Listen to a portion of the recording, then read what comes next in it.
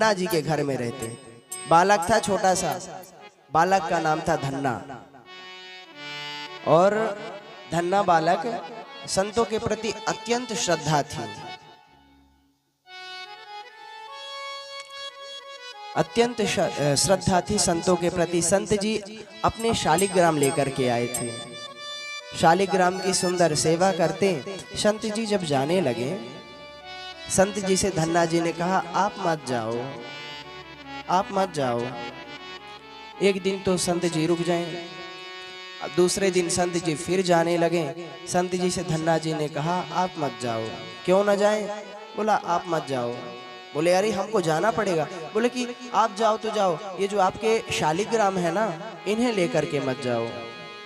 अरे यही तो हमारे प्राणधन है, इन्हें क्यों लेकर के ना जाए? धन्ना जी ने कहा, प्रभु इन्हें लेकर के मत जाओ। अब महाराज जब इस प्रकार से कहा तो धन्ना जी ने कहा, संत जी ने कहा कि चलो एक दिन की बात और है, एक दिन और कहीं नहीं जाएंगे। एक दिन रुके और कहीं गए, जाकर के एक पत्थर लेकर के आए और उस पत्थर को ला करके अपने सिंहासन में बैठा दिया और अपने शालिग्राम जी को नीचे रख दिया। नीचे से छोटे से सिंहासन में रख दिया। अब संत जी फिर दूसरे दिन जाने लगे। धन्ना जी ने कहा, पंडित जी आप मत जाओ। संत जी ने कहा, देखो मुझे जाने दो, मैं ज्यादा दिन कहीं नहीं रुकता हूं। अच्छा, तुम्हें ठाकुर जी चाहिए थे ना, तो सुनो, तुम ये ठाकुर जी ले लो। हाँ, तुम्हें ये ठाकुर जी चाहिए थे ना, तो तुम ये ठाकुर जी ले लो। कौन से वाले ठाकुर जी चाहिए, चलो बताओ। दोनों रखे हुए थे। बोला, हमें तो सिंहासन वाले लेने हैं। सिंहासन वाले ठाकुर जी धन्ना जी को दे दिए। अब वो कोई ठाकुर जी नहीं थे, सामान्य सा एक पत्थर लेकर के आए थे। पत्थर दे करके ठाकुर धन्ना जी को चले गए। अब संत जी महाराज तो चले गए।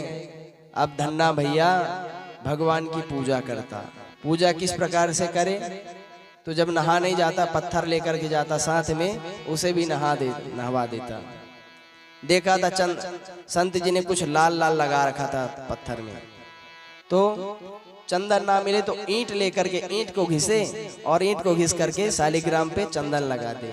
बोलिए राधे राधे राधे राधे। इस प्रकार से धन्ना जी शालिग्राम शिला की, पत्थर की सेवा करते हैं, शालिग्राम समझ करके। अब भैया जब समय हुआ, एक बार संत जी फिर पधारे। संत जी से कहा, महाराज आपने जो भगवान दे गए थे उसकी नित्य सेवा करता हूं मैं। संत जी ने कहा, भोग क्या लगाते हो? बोले, महाराज भोग भी लगता है। बोले, भोग नहीं लगता तो क्या लगता है? बोले कि भोग क्या लगाना? बोले, जो कुछ भी वस्तु हो तुम्हारे पास वह भगवान को अर्पण करनी चाहिए। कहा ठीक है।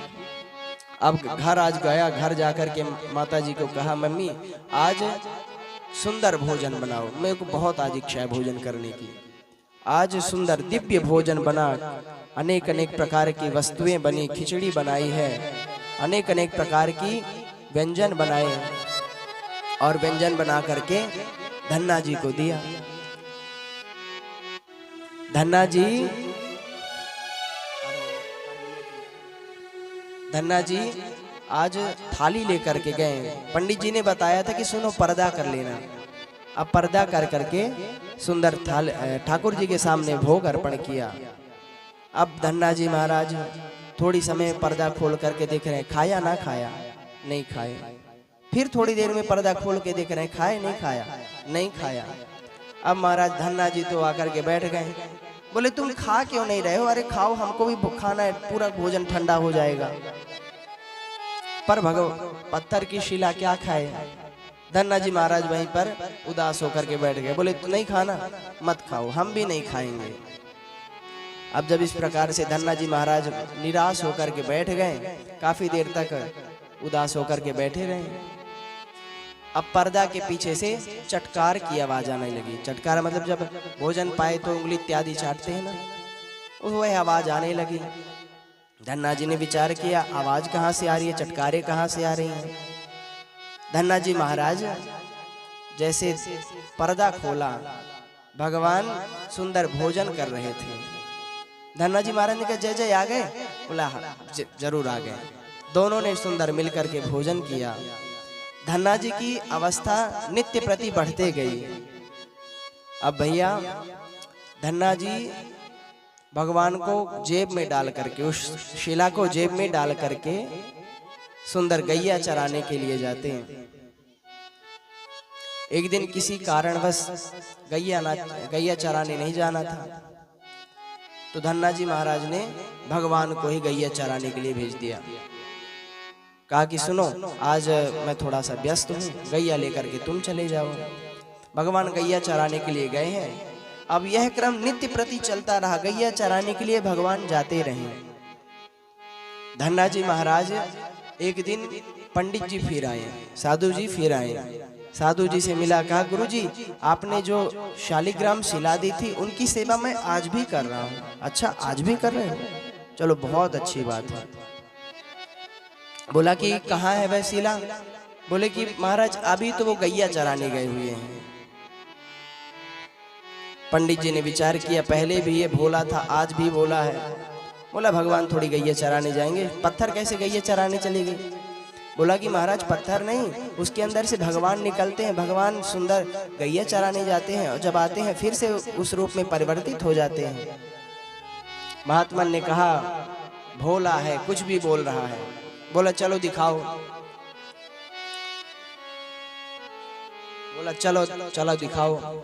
जंगल लेकर के गए, जंगल में जाकर के कहा देखो गुरुजी ये सारी गैया। बोले गैया तो दिख रही, अब गैया का चरबैया कहाँ है? तो बोला गुरुजी वो चरबैया खड़ा है, आपको नहीं दिख रहा? बोला हमें तो कुछ नहीं दिख रहा। धन्ना जी महाराज भगवान के पास गए, भगवान से कहा जय जय, कहा है गौ आप हमारे गुरुजी को क्यों नहीं दिख रहे? धन्ना जी ने भगवान ने कहा देखो मैं तुम्हें दिखाई दूंगा, तुम्हारे गुरुजी को दिखाई नहीं दूंगा।